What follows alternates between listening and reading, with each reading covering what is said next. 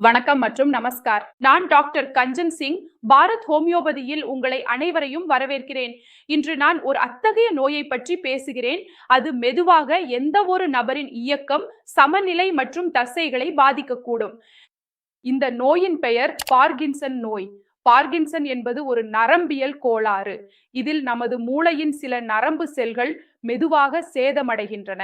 இதன் காரணமாக நமக்கு நடுக்கம், கம்பம் உணரப்படுகிறது. நாம் சமநிலை பிரச்சனை அனுபவிக்கிறோம். கைகளில் நடுக்கம் காணப்படுகிறது. இறுதியில் பார்கின்சன் நோய்க்கு மிக முக்கியமான காரணம் என்னவென்றால், நமது மூளையில் ஒரு ரசாயனம் வெளியிடப்படுகிறது என்பதே ஆகும்.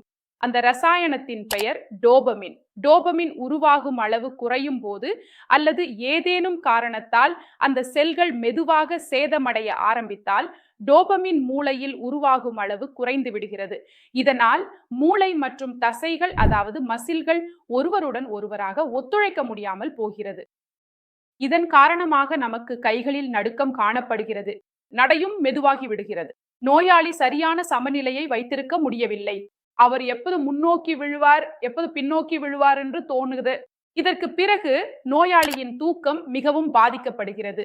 அவருக்கு அடிக்கடி சிறுநீர் போகும் தேவை ஏற்படுகிறது மற்றும் உணவின் சுவை கூட உணர முடியவில்லை. அதனால் இந்த நோய் யாருக்கும் வரக்கூடியது. அப்படின்றால் வாருங்கள், எந்தெந்த சக்தி வாய்ந்த வீட்டிலேயே செய்யக்கூடிய முறைகள் உள்ளன என்பதை பற்றி தெரிந்து கொள்வோம். அவற்றை பயன்படுத்தி நீங்கள் உங்கள் பார்கின்சன் நோயின் அறிகுறிகளை எளிதாக குறைக்கலாம். முதல் வீட்டு வைத்தியம் என்பது மஞ்சள் பால். மஞ்சளில் கர்க்யூமின் என்ற சேர்மம் உள்ளது. இது ஆன்டி ஆக்சிடென்ட் மற்றும் ஆன்டி இன்ஃப்ளமேட்டரி பண்புகளால் நிரம்பியுள்ளது. பார்கின்சன் நோயில் என்ன நடக்கிறது? உங்க செல்கள்ல என்ன நடக்குது? அவத்துல வீக்கம் ஏற்படுகிறது. அவத்துல வீக்கம் வந்துட்டா மஞ்சள் என்ன செய்கிறது? அந்த வீக்கத்தை குறைக்க உதவுகிறது. வீக்கத்தை குறைக்க உதவுகிறது. மூளை செல்களை பழுது பார்க்க உதவுகிறது. தசைகளில் ஏற்படும் கடினத்தன்மையை குறைக்க உதவுகிறது. மேலும் மஞ்சளின் இன்னொரு சிறப்பு என்னவென்றால், அது உங்கள் நோய் எதிர்ப்பு அமைப்பை பாதுகாக்கிறது. நோய் எதிர்ப்பு அமைப்பை அதிகரிக்கிறது. எனவே நீங்கள் தினமும் மஞ்சள் பால் குடிக்கலாம். இரண்டாவது சக்தி வாய்ந்த வீட்டு வைத்தியம் என்னவென்றால், அது அக்ரோட், வால்நட் ஆகும். அக்ரோட்ல என்ன இருக்குது? அதில் ஓமேகா 3 கொழுப்பு அமிலம் உள்ளது. அது நம் மூளையை ஆதரிக்கிறது.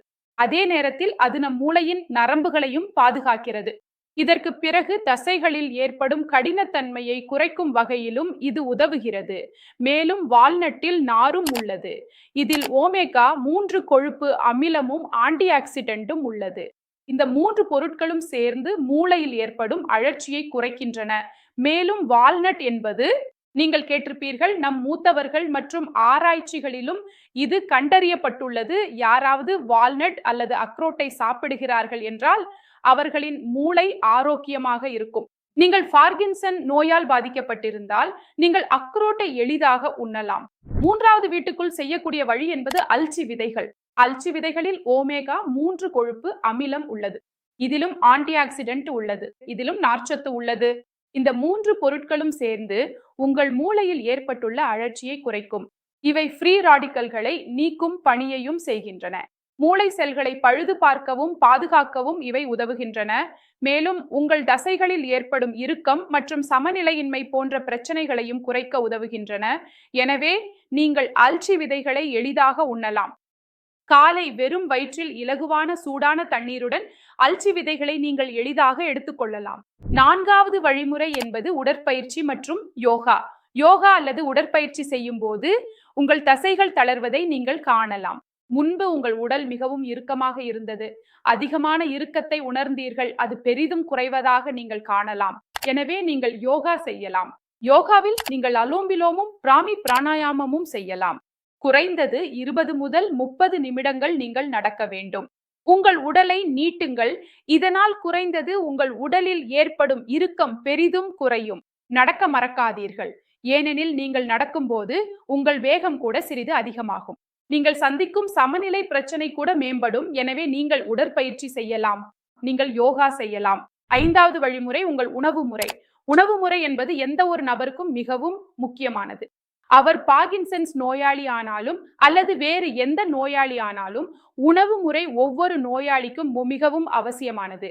ஆன்டி ஆக்சிடென்ட் உள்ள பழங்கள் மற்றும் காய்கறிகளை சாப்பிடுங்கள். உதாரணமாக சுரைக்காய், பூசணிக்காய், சுரைக்கீரை போன்றவை. நீங்கள் இவற்றை உண்ணலாம். புரோக்கோலி போன்றவை இவத்துல புரோட்டீன் நல்லா இருக்கும். மஷ்ரூம் போன்றவை நீங்கள் இவற்றை உண்ணலாம். நான் வெஜிடேரியன் அல்லாதவர்கள் மீனும் அதே போல் சிக்கன் சூப்பும் எளிதாக சாப்பிடலாம். இதுக்கு மேலாக நான் சொல்ல வேண்டும் என்றால் பார்க்கின்சன்ஸ் நோயாளிக்கு வைட்டமின் டி மிகவும் அவசியமானது.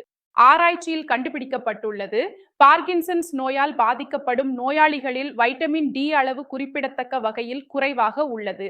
நீங்கள் வைட்டமின் டி எடுத்தால் அது உங்கள் நரம்புகளுக்கும் தசைகளுக்கும் ஆதரவாக இருக்கும். அதே நேரத்தில் உங்கள் மூட்டுகளில் ஏற்படும் வலி மற்றும் உடலில் ஏற்படும் கடினத்தன்மையையும் இது குறைக்கும். உங்களிடம் வைட்டமின் டி குறைவாக இருந்தால் வைட்டமின் டி சப்ளிமெண்ட் எடுத்துக்கொள்ளுங்கள். அதே நேரத்தில் பால் குடியுங்கள், தயிர் சாப்பிடுங்கள், பனீர் எடுத்துக்கொள்ளுங்கள், முட்டையும் நீங்கள் சாப்பிடலாம். இவை அனைத்திலும் வைட்டமின் டி உள்ளது. இவற்றை உபயோகிப்பதன் மூலம் நீங்கள் எளிதாக உங்கள் வைட்டமின் டி தேவையை பூர்த்தி செய்யலாம்.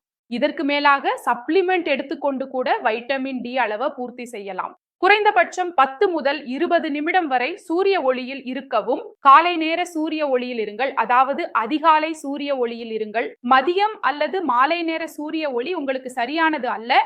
இதோ இந்த 5 வீட்டுக்குள் செய்யக்கூடிய வழிகள். நீங்கள் இவற்றை பயன்படுத்தினால் உங்கள் பார்க்கின்சன் நோயின் அறிகுறிகளை குறைக்க நீங்கள் உங்களையே உதவிகரமாக மாற்றிக்கொள்வீர்கள். இன்றைய வீடியோவில் இவ்வளவுதான். அடுத்த வீடியோவில் மீண்டும் சந்திப்பேன். அதுவரை நன்றி.